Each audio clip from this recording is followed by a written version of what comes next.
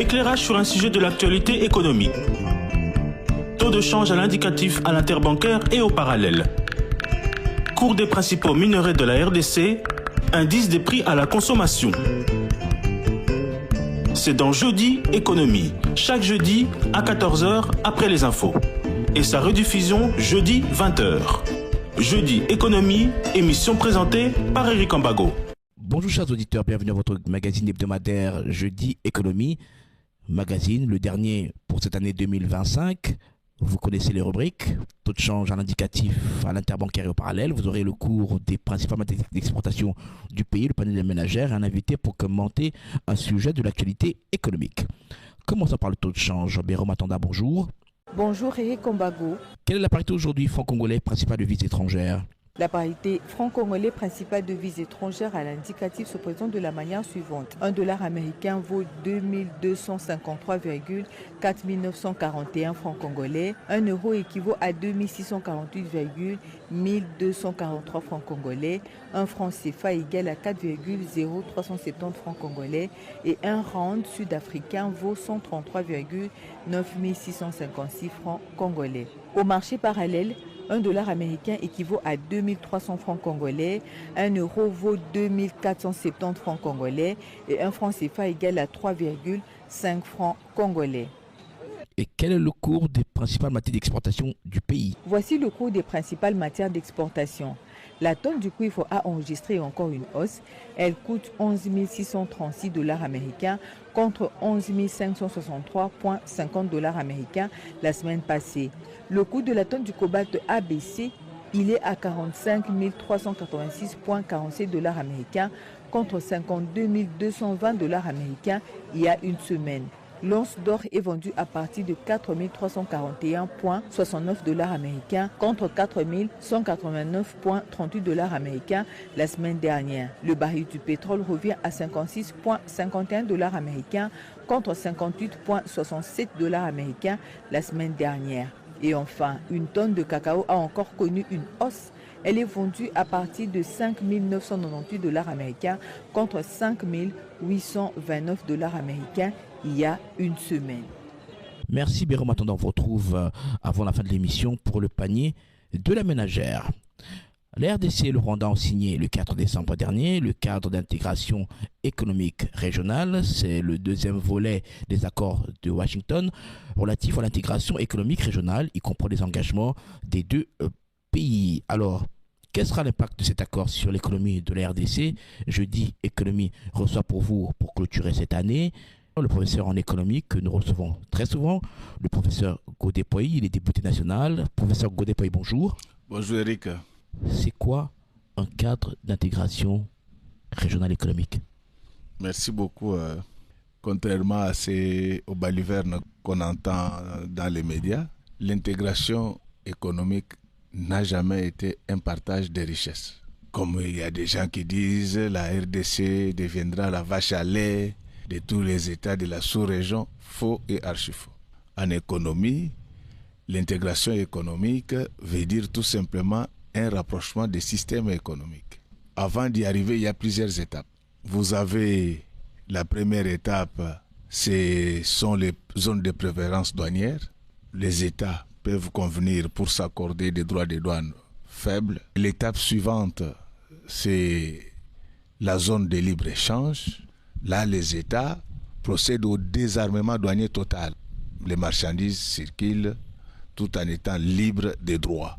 Et l'étape qui vient après celle-là, c'est l'union douanière. Là, les États peuvent convenir pour avoir un tarif extérieur commun. C'est-à-dire qu'à l'intérieur, le mouvement des marchandises est libre des droits, mais pour toutes les marchandises étrangères à l'intégration économique, on aura les mêmes tarifs concernant l'espace régionalisé. Quand on dépasse cette étape-là des unions douanières, il y a une autre étape, maintenant c'est le marché commun. Donc dans les marchés communs, c'est la libre circulation des marchandises et des moyens de production. L'étape supérieure, c'est l'union monétaire et économique. Et donc ça, ce sont des notions économiques qui veulent dire tout simplement qu'au nom de la théorie des avantages comparatifs, les États conviennent en fait sur la façon dont les mouvements des marchandises et des facteurs de production circuleront dans ces espaces-là. Au bénéfice de tous les États. Naturellement. Mais ça, j'étais d'abord sur le plan principiel. Mais s'agissant du cas de la République démocratique du Congo, j'ai l'impression que beaucoup de gens ne connaissent pas la géographie de notre pays. En fait, la République démocratique du Congo, c'est un État semi-enclavé. Pour s'approvisionner, lorsque vous êtes dans l'est de la RDC, vous devez lever des transits internationaux en passant par des pays voisins. Parce que nous n'avons pas accès à l'océan Indien. La partie ouest est certes connectée à l'océan Atlantique, où nous avons une façade de 37 km. Ça nous facilite de nous approvisionner à partir de Matadi. Mais les ressortissants de l'est de notre pays n'ont pas cette possibilité-là. S'ils doivent s'approvisionner par Matadi, ça coûtera cher et les moyens de transport faisant défaut, les délais de livraison seront très longs. C'est ainsi que ces entités, ces provinces, s'approvisionnent par l'océan Indien. Et comme nous ne sommes pas connectés à l'océan Indien, nous sommes un État enclavé. Il y a 4 cas de figure. Nous passons par le Kenya, parce que vous savez que donc, c'est par le port de Mombasa que certaines de nos opérations passent. Nous passons par le Rwanda. Et on peut passer soit du côté de Ruzizi 1, Ruzizi 2 ou vers Gisenyi. Nous passons par l'Ouganda, là où on peut passer par Pondé. Nous sommes vers le Nord Kivu. Mais nous pouvons également passer par la Tanzanie. Et ça, ce sont des problèmes qu'il faut régler. Maintenant que nous sommes en conflit, il faut régler tous ces problèmes-là. Il n'y a pas seulement les problèmes liés au passage de nos marchandises par ces États, mais il y a des richesses mitoyennes. C'est le cas du gaz, méthane. Nous partageons les mêmes lacs. Si on ne règle pas ces problèmes dans le cadre de cet accord, ça sera encore une autre pomme de discorde. Nous avons le problème de nos parcs qui sont pratiquement mitoyens. Pour ceux qui connaissent la région, lorsque vous êtes en train de quitter par exemple Goma pour vous diriger vers Kasindi, lorsque vous quittez Kasindi pour aller vers Beni, vous allez voir qu'à un certain moment, pendant que vous êtes en train de traverser notre parc, à droite, c'est soit les Rwandais, c'est soit les Ougandais. Et ça, ce sont des questions qui doivent être résolues dans le cadre de cette intégration qui n'est pas à confondre avec le partage des richesses comme on l'entend ces derniers temps. Mais il faudrait une autorité choisie consensuellement pour gérer ces réserves. C'est pour cela que l'intelligence de l'accord de Washington, encore très modestement, vous savez que cet accord c'est mon affaire avec vous. Nous en parlons depuis plusieurs années et nous sommes dans les jubilés lorsque nous voyons que le président de la République a eu la même inspiration que nous. C'est pour vous dire que il y a les mécanismes, l'accord prévoit tous ces mécanismes-là. Ce qui est quand même grave. La notion relative à l'intégration économique, c'est une question éminemment économique. Mais lorsqu'on voit des non-économistes en parler avec autorité, ça fait jaser. Et d'ailleurs, sur votre compte X, vous avez écrit « Accord de Washington, quid de l'intégration économique régionale ?» L'intégration économique n'est pas partage des richesses avec nos voisins, c'est plutôt une théorie économique à ne pas galvaudé dans la popole. Oui. Cette stratégie se trouve dans le plan stratégique de développement de la RDC 2015.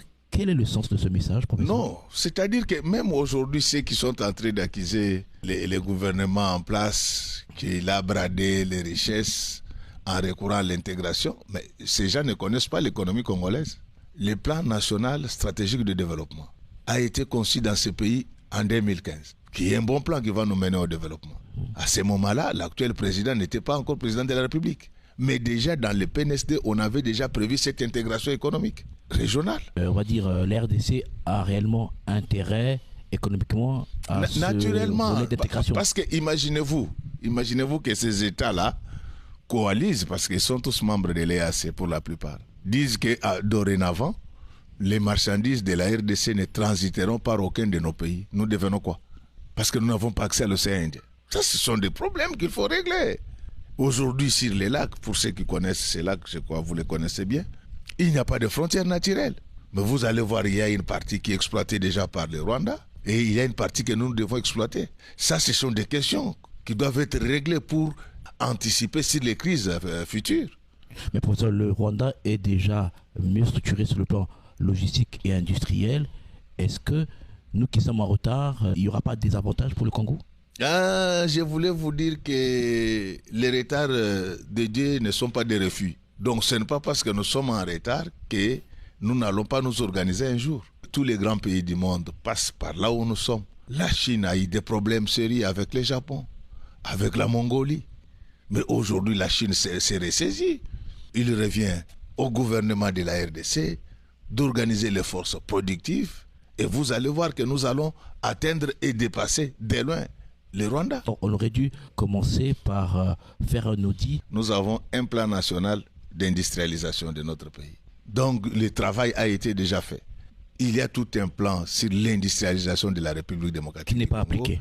Non, mais les diagnostics, parce que vous parlez des diagnostics. Oui, il y a des équilibres déjà. Non. Les diagnostics a été déjà posés. Il y a déjà un plan en marche. Et c'est dans le cadre de ces plans que vous allez voir notamment les zones économiques et industrielles se déployer. Le développement d'un État, c'est une démarche processuelle. Ça ne se fait pas du jour au lendemain. C'est séquentiel. Les PME congolaises sont largement dans l'informel et sous-capitalisées. Elles ne seront pas victimes de ce cas d'intégration régionale? Non. D'abord, là, j'ai décliné les principes. Mais dans le cadre de cet accord, on verra donc de quel côté nous avons plus d'atouts. C'est ça la théorie des avantages comparatifs. Et de quel côté également ceux qui nous agressent ont aussi plusieurs atouts. Et dans quelle mesure nous pouvons travailler dans la complémentarité, mais sous l'égide des États-Unis, bien sûr. En fait, l'intelligence qu'il y a derrière cet accord, c'est de revenir à ce que Montesquieu disait, que l'effet naturel du commerce était de porter à la paix. Parce qu'on pense que lorsque les États ont les mêmes intérêts économiques, ils ne peuvent plus se faire des guerres. Mais ça, ce n'est qu'un principe sur le papier. Mais nous devons chercher à adapter ça à notre environnement. Mais qu'on ne vous trompe pas, l'intégration économique, ce n'a jamais été le partage des richesses comme ça se raconte dans nos médias. Alors professeur, sur les ressources minières, qu'est-ce qui va faire qu'avec cette coopération, l'on puisse éviter la contrebande par exemple? Oui, c'est-à-dire c'est la transparence. En fait, aujourd'hui, dans le cadre de cette intégration-là, et avec les dispositifs ou les mécanismes mis en place par les États-Unis d'Amérique, ça va nous faciliter la traçabilité. Lorsque les voisins disent qu'ils exportent du coltan, ça va nous permettre dans ce cadre-là de retracer l'origine de ce coltan. Et là encore, nous devons reconnaître quand même nos faiblesses. Aujourd'hui, en économie internationale, il y a ce qu'on appelle de la concurrence fiscale. Vous allez voir que nous avons gardé des redevances minières très élevées sur nos minéraux stratégiques. Et du coup, nos agresseurs, ils ont baissé les redevances minières à l'exportation. C'est un appât en fait qu'ils font aux opérateurs économiques qui sont tentés eux-mêmes de sortir frauduleusement leurs minéraux et les exporter à partir du Rwanda. Donc ça, ce sont des problèmes liés à l'intelligence économique. C'est à nous de réfléchir là-dessus. On fait comment pour éviter ça? Mais il faut trouver une redevance adaptée à cette concurrence, du moins dans cet espace-là. Si on ne le fait pas, ça va continuer à alimenter la fraude. Au risque de toucher, de baisser le budget de l'État Non. Il faut d'abord savoir que la RDC États-Unis n'est pas encore opérationnelle. Donc là, c'est dans le cadre de la mise en œuvre de ces deals. Vous avez vu qu'il y a tout un routing qui a été décliné, les différentes étapes pour voir comment on va matérialiser la chose. Mais il faudra déjà qu'on puisse penser que pour les exportations des minéraux stratégiques de ce côté-là, il faut avoir une redevance minière adaptée à la concurrence fiscale. Sinon, on n'aura rien fait. Il y a d'autres problèmes qu'il faut résoudre. C'est là où nous demandons à ceux qui négocient de bien lire les textes internationaux. Vous aurez constaté, par exemple, que à ce qui concerne les droits des douanes, le Rwanda, par rapport à ses exportations vers les États-Unis, est aligné sur un taux de 10%. Mais la République démocratique du Congo est alignée sur un taux de 15%. Pour quelle raison? Il y a un problème. Non, mais ça c'est depuis les droits des douanes que Donald Trump est en train d'attribuer à chaque État. Nous avons été un peu distraits, on n'avait pas bien négocié la chose. Et les dangers, c'est que les entreprises qui vont s'installer, même de notre côté, mais seront tentées d'élever des transits vers le Rwanda et exporter à partir de là avec un certificat d'origine rwandais pour bénéficier des droits de douane faibles aux États-Unis. Alors là, qu'est-ce qu'il faut faire? Les négociateurs devaient se battre pour obtenir un régime fiscal spécial aux investissements américains dans le cadre de ces deals. C'est l'unique voie pour contourner cette difficulté. Donc malheureusement, vous allez voir que lorsque les autres vont négocier, ils sont concentrés. Mais lorsque nous allons négocier, souvent nous sommes dans des bistrots et on fait passer des choses comme ça qui peuvent coûter trop cher à la République démocratique du Congo. Mais qui doit revoir le régime fiscal? C'est vous, les élus? Non. Ça, c'est déjà les négociateurs. Et c'est à eux de comprendre que cette question est polygonale. Donc, ils doivent veiller, parce que s'ils ne veillent pas, là, je suis tout à fait d'accord que nos voisins risquent de profiter quand même de notre richesse. Mais ça, ce sont des choses qu'on peut contourner. Il suffit seulement dans l'accord qui va nous lier aux opérateurs économiques américains d'obtenir un régime fiscal qui va concerner seulement ces investissements-là, demander au président Trump pour, par exemple, qu'on nous aligne aussi sur les taux de 10%, comme ça a été le cas avec le Rwanda. Et à ce moment-là, nous allons travailler dans des conditions de pleine concurrence. Donc il y aura une fiscalité exceptionnelle pour cette région-là. Pour cette convention-là. Mais ce sont des choses qui existent. Lorsque vous avez des sociétés comme Midema ici, mais ce sont des sociétés qui ont des conventions spéciales. Et ça fonctionne sans problème. Ce n'est pas seulement la Midema, il y a plusieurs sociétés qui ont bénéficié de ces conventions spécifiques. Les zones frontalières congolaises ne risquent-elles pas de devenir des zones économiques subordonnées, sans maîtrise, on va dire, réelle de la chaîne de valeur dans le cadre de... C'est ça le problème de la République démocratique du Congo. Nous ne prenons rien au sérieux. Nous avons détruit notre système éducatif. Aujourd'hui, tous les ivrognes, ça devient des docteurs en République démocratique du Congo. Ce n'est pas du fait de nos voisins. C'est nous-mêmes, nous devons restaurer notre système éducatif. Même si je ne suis pas d'accord avec l'Église catholique sur bien des choses, mais là, je dois reconnaître que c'est l'Église catholique est encore sérieuse en matière éducative. Mais aujourd'hui, regardez tel que le système fonctionne. Tous les politiciens vont acheter des diplômes à l'université. Tous les cadres d'entreprise.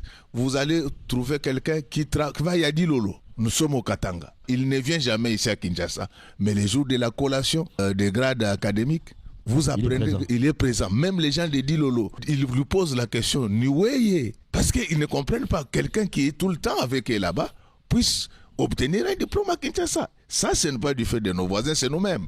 Donc la chaîne de valeur repose sur la compétence. Là, c'est le gouvernement qui doit restaurer la rigueur dans nos écoles, dans nos universités. De ce côté-là, nous devons reconnaître là où nous avons failli. Or, la chaîne de valeur, c'est essentiellement de l'expertise. Vous pouvez être dans la chaîne de valeur, mais vous intervenez pour des trucs qui n'ont pas de grande valeur ajoutée. Et à ce moment-là, donc les autres vont gagner plus. Ils ne gagnent pas plus parce qu'ils sont méchants, mais ils gagnent plus parce qu'ils sont plus intelligents que vous. Regardez aujourd'hui comment les universités pullulent dans nos quartiers. Donc ça, ce sont des problèmes internes qui n'ont rien à voir avec la communauté internationale. Alors professeur, dans ce cadre d'intégration, on parle aussi des projets d'infrastructure. Ils seront réellement financés ou vont reposer sur des promesses conditionnelles? L'intelligence qu'il y a, c'est deal. C'est qu'il y a une rencontre des intérêts. Aujourd'hui, les États-Unis d'Amérique sont en quête de ressources naturelles supplémentaires pour maintenir leur position de leadership mondial. Et les États-Unis doivent expédier ces minéraux dans des délais records. Évidemment, ils trouveront, lorsqu'ils pensent qu'ils peuvent effectuer des livraisons par l'océan Indien, ils vont le faire.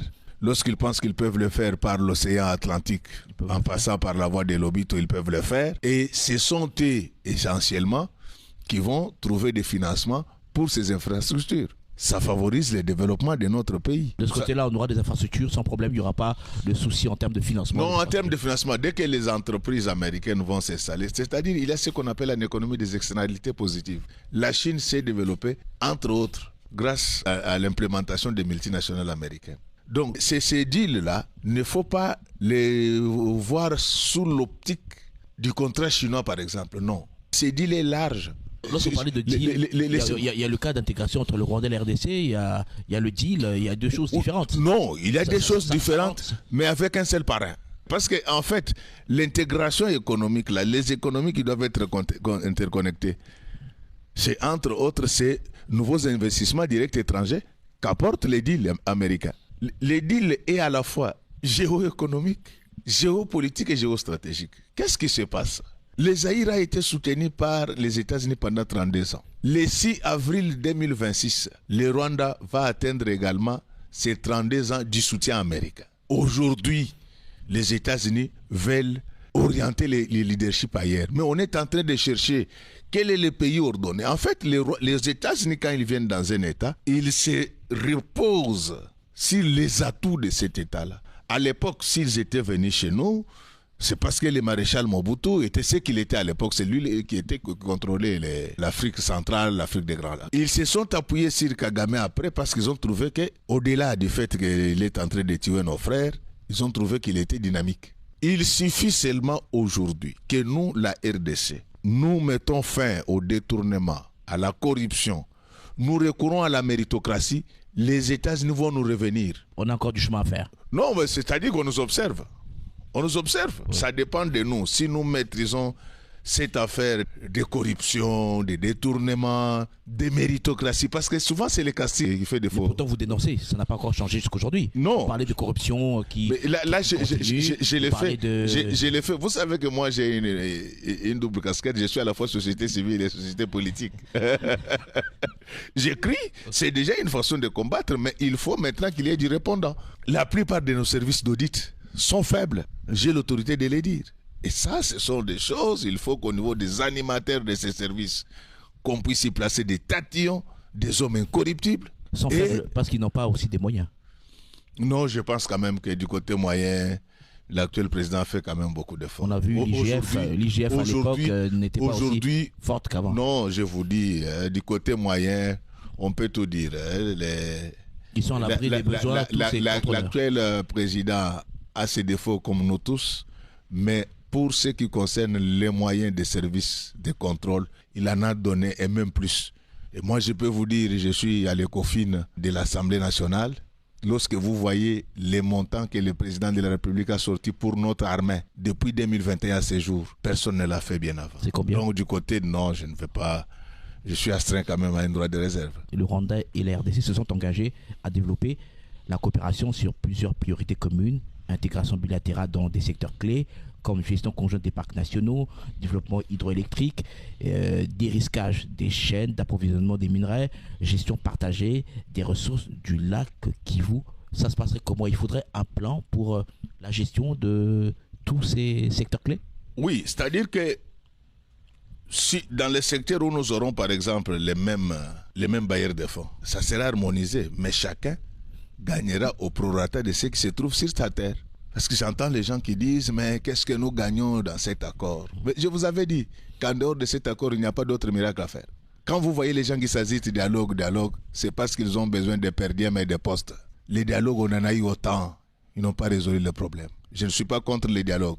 Le business va créer... Voilà, je suis pour un dialogue aligné sur l'accord de Washington. Parce que si vous allez dans ces dialogues-là sans le soutien des Américains, mais le gouvernement ici va représenter quoi? Ça ne représentera rien. Il faut que toutes les parties respectent les engagements. Mais si vous ne les respectez pas, on va vous les faire respecter de force. J'ai entendu, il y a des gens qui disent qu'il n'y a pas de mesures contraignantes dans l'accord. Ce n'est pas connaître les Américains. Les Américains, quand ils veulent faire quelque chose, ils vont au-delà de ce qui est écrit. Quand ils ont demandé aux gens de quitter Uvira, là, il y avait des mesures contraignantes. On ne sait pas ce qui quand ils sont en train de pilonner les narcotrafiquants qui viennent du Venezuela, là, ils ont demandé l'autorisation de qui? Donc, la volonté politique américaine elle-même, c'est une mesure contraignante. Les gens doivent comprendre qu'aujourd'hui, les États-Unis sont en concurrence avec la Russie et la Chine. C'est le retour des empires. Et vous voyez la façon dont la Chine est en train de développer son armée. Sur le papier, c'est une menace contre les États-Unis, mais on doit reconnaître que la Chine, depuis 1970, elle ne s'est jamais battue, donc elle ne peut pas se comparer aux États-Unis. Mais la menace est réelle. Aujourd'hui, les États-Unis ont compris qu'ils doivent avoir une mainmise sur des ressources naturelles supplémentaires. Ils doivent rattraper le retard. Oui, en Afrique. Donc il faudra venir prendre un accord déséquilibré. Non. Oui, mais comment on rattrape le retard si on reste dans les normes? Parce qu'il faudra un délai pour... Mais c'est là. Ils sont dans les normes. Ils apportent leur argent. Ce sont eux qui vont transformer. Ce sont eux qui vont produire. Et les royalties, il y aura des royalties. Non, il y aura des royalties. Le coût, par exemple, des minerais stratégiques sera rabaissé parce que ce sont les artistes américains qui viennent... Non, ils viennent exploiter, ils ne viennent pas acheter, monsieur. Mais lorsque le président américain dit ils m'ont appelé, ils m'ont supplié de venir, expliquez-moi ce discours de Donald Trump. Est-ce que ceux qui interprètent Trump là, ils parlent l'anglais? Oui, non, prof, il parle anglais, prof. Non, ça a été traduit, même commenté par plusieurs. J'ai dit ceci. Non, j'ai dit ceci. L'anglais, ce n'est pas le français. Mais même les anglophones ont commenté. J'ai dit ceci. Oui. Donald Trump explique clairement que les Congolais nous ont fait des propositions que nous avons trouvées alléchantes. Nous ont supplié. Bon. S'il vous plaît, venez. Non, ça c'est le congolisme que vous voulez faire. Acceptons même que nous ayons supplié. Quelle est la faute que nous aurons commise? Ça veut dire que nous allons brader. Non. Nous offrons. Non. Écoutez. Allez, je sais que vous parlez au nom de ceux qui ne sont pas ici. Le fait seulement de protéger l'intégrité de notre territoire, c'est le grand gain de cet accord. L'intégrité du territoire. Imaginez-vous s'il n'y avait pas cet accord. Depuis qu'on a commencé cet accord, mais il n'y avait plus mort d'homme comme par le passé, à part ce qui vient de se séparer à Uvira. Donc, il ne faut pas confondre justice et équité. Dans un deal économique, chacun gagne selon ce qu'il a apporté. Un point barre. Ceux qui apportent la sécurité doivent gagner plus. Ceux qui vous protègent doivent gagner plus. J'ai dit que tout ça sera évalué.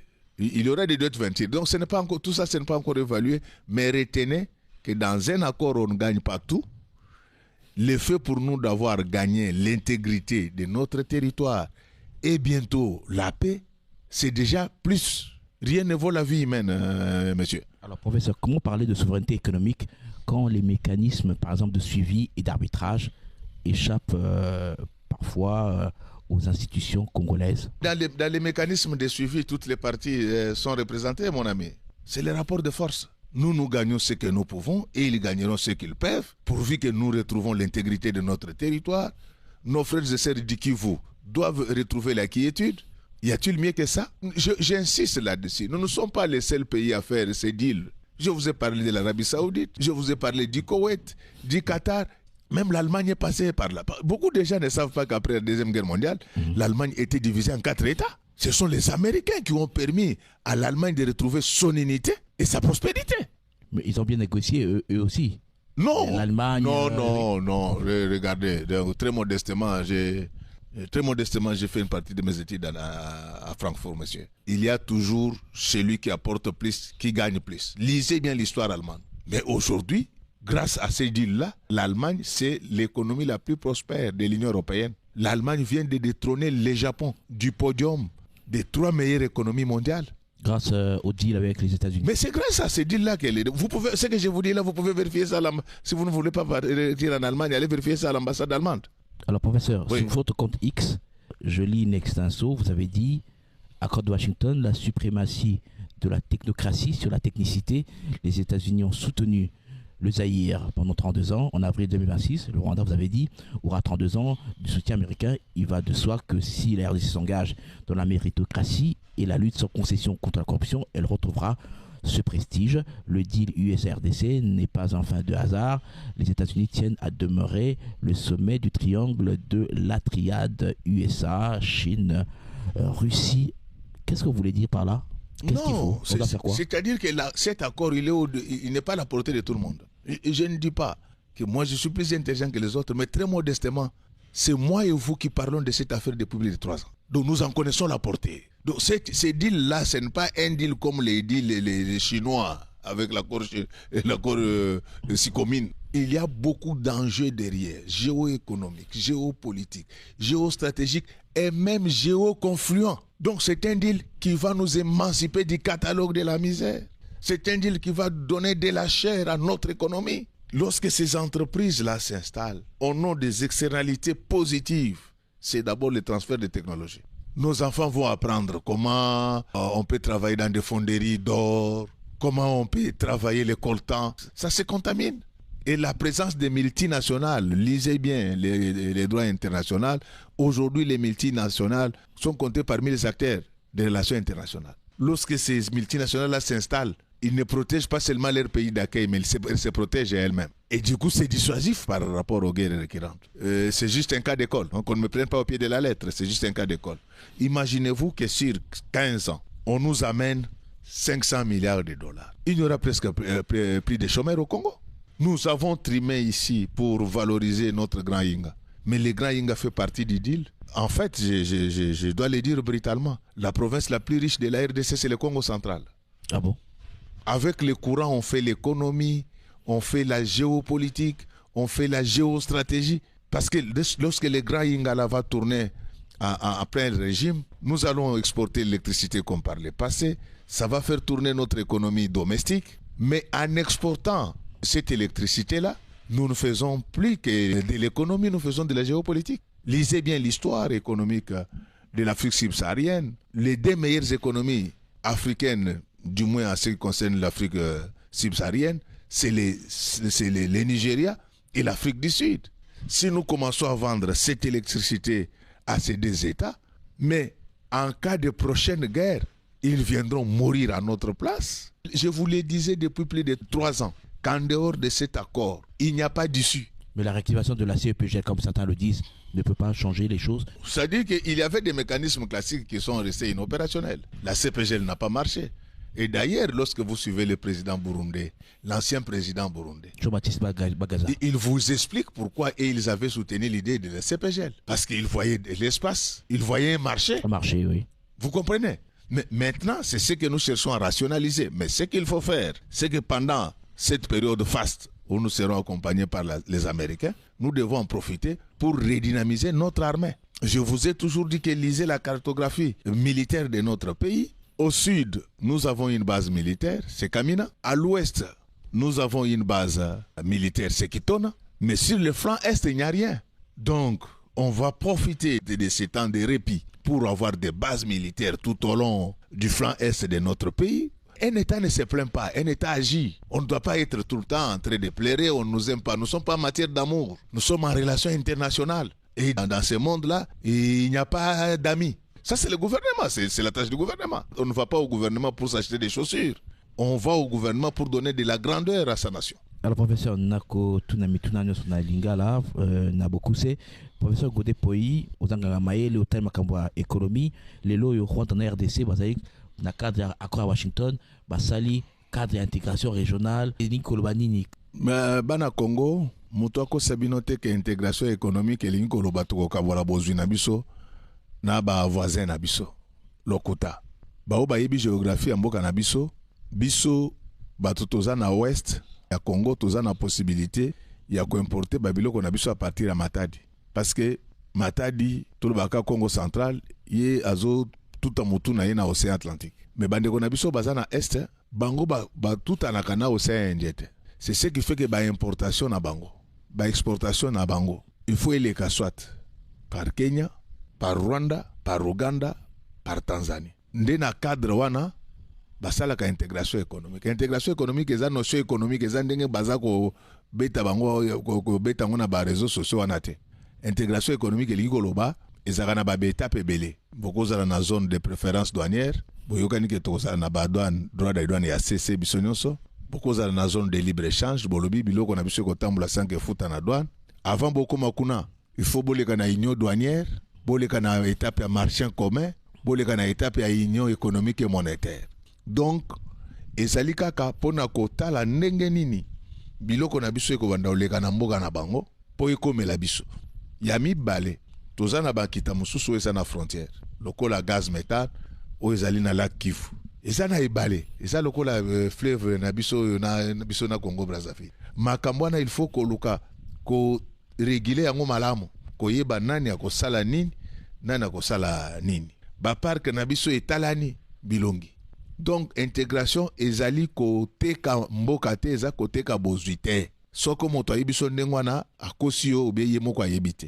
Donc ça ba société oyo ko gérer ba parc quoi société to sali biso ban son Congo na Rwanda pour na ko gérer parc na ko gérer makambo société to kosala na ba américain. Donc intégration économique ndenge na lobby ezali kaka ba mécanisme to kocha na nzela po ete kita na biso ba marchandise na biso etambola sans que zo ba complication mingi ba biloko eza na ba frontière il faut toyeba nani akosala nini mais mutu akosimba eloko moninga azate chaîne de valeur ezali ba théorie ya sika économie oza kolakisa ke o azana mayele mingi na domaine wana o ya kosala mwa eloko wana na moins cher bokotikela ya sala yango mais biso tuzape na bato mayela wa biso mde bato za na biloko ebele ya kosala donc intégration économique bakosa binote ezali koteka ba bozwi na biso te eza kokabola ndenge na yokaki moko alobi ke la RDC deviendra une vache laitière à cause yende ayebite biso toza mboka munene Kenya 55 millions d'habitants Ouganda 45 millions Burundi 12 millions Rwanda 13 millions donc c'est eza à peu près parce que biso toza 100 millions kingandi donc biso toza mboka munene bande kwa na banda ko beta biso parce que ba américain banda ko kotela bango c'est quoi côté la bonté mokonzi na biso lokola pe accueilli asolona ba américain oli ba kotela bango ba bimba arbitre nde tina oyo accord wana eko profiter mingi na biso mbano monene tozali ko gagner na accord wana mbano monene tozali ko gagner ezali d'abord intégrité à territoire na biso kimia donc boyoki kaka téléphone moko ya téléphone moko moi kimia koti moke na Uvira nde makasi ya accord na oyo etikali tolinga na biso nyonso biso batu ya pouvoir batu ya opposition ba rebelle tozonga batu total à côté nini ba intérêt na biso ezali soki deal na biso ba américain lokola bandi déjà kotambola mwa malamu evandi wana nde toko senga ete mokonzi ya mboka na biso asangisi biso nyonso tovandi tosolo ndenge batu basola kana kati ya libota mais kosolola avant deal ya américain et simba eza kolekisa temps ba américain baroya te lokola ba ko batela biso baroya ko zoape ba kita biso natalo ya sekoleka tete na tokosala ba bengaka na lopoto ko entreprise c'est-à-dire to sangisi mbongo monika ndenge tolobaka yo anambika ngana fufu soki olie fufu libumu ko vimba me koyoka elengite soki ngape na lembika na ngai monoko ko sepela me libumu ko vimba te to chi to sangisi toza bato ya liboso kosala makambo na te Arabie Saoudite asala yango Koweït asala yango Qatar asala yango Allemagne asala yango donc ezanzela oyo bato nyonso baleka po mokili na bango ekende liboso. Voilà, merci professeur Godepoy pour ces explications lingala. Avec vous nous allons suivre à présent le panel de la ménagère avec Béro Matanda. En cette période festive, les prix des denrées alimentaires de base ont pour certaines été revus à la hausse, comme le poisson fumé. Un tas de poisson mungusu qui coûtait 25 ou 30 000 francs se vend actuellement à 35 000 francs congolais au marché Zigida. Celui de Nzombo se négocie à partir de 50 000 francs. Le poisson salé appelé bitoyo se négocie à partir de 6 000, 8 000, 10 000, voire 15 000 francs congolais. Une mesurette ou écolo des frétins coûte 30 000 francs, alors qu'elle était à 20 000 francs. Les frétins en provenance de Dubaï coûtent 15 000 francs congolais la mesurette. Une mesurette ou écolo des chenilles coûte 15 voire 20 000 francs congolais. Une mesurette de champignons noirs coûte 15 000 francs. Une mesurette ou écolo de courge blanche ou mbikayamino coûte 30 000 francs congolais. Une mesurette ou écolo de sansa coûte 15 000 francs congolais. Un kilo de poisson salé coûtait 27 voire 28 000 francs. Il est vendu actuellement à 30 000 francs congolais. Une mesurette ou écolo de maïs coûte 2 500 francs. Un seau de cossette de manioc coûte 20 voire 22 000 francs congolais. Un sachet de sucre de 5 kg coûte 14 500 voire 16 000 francs congolais. La mesurette ou copo coûte 2 500 francs. Et la mesurette ou sakomi revient à 1 500 francs congolais. Un plateau d'eau coûte 16 000 francs congolais. Un œuf coûte 600 francs congolais. Un sac de farine de froment de 45 kg coûte 77 000 francs congolais. Et la mesurette ou écolo coûte 5 000 francs congolais. Un carton de poulet sans emballage coûte 27 $. Un poulet est vendu à 11, 12 voire 13 000 francs. Un kilo de viande de bœuf coûte 20 000 francs congolais. Un kilo de cotis première qualité coûte 15 000 francs. Il était à 18 000 francs congolais. Le carton est à 130 000 francs congolais. Un bidon d'huile végétale de 25 litres coûte 108 voire 120 000 francs congolais. Celui de 5 litres varie entre 25 et 28 000 francs congolais. Un bidon d'huile de palme de 5 litres coûte 22 000 francs congolais. Un kilo de chanchard coûte 9 000 francs. Celui de cuisse de poulet est à 7 500 francs congolais et le carton est à 21 $ américains. Une botte des épinards coûte 2 000 francs. Celle de feuilles de manioc coûte 5 000 francs. Un chou paumé coûte 2 000, 3 000 voire 5 000 francs congolais. Une botte d'oseille est à 1 000 francs. Celle de feuilles de patate douce coûte 1 000 voire 2 000 francs congolais.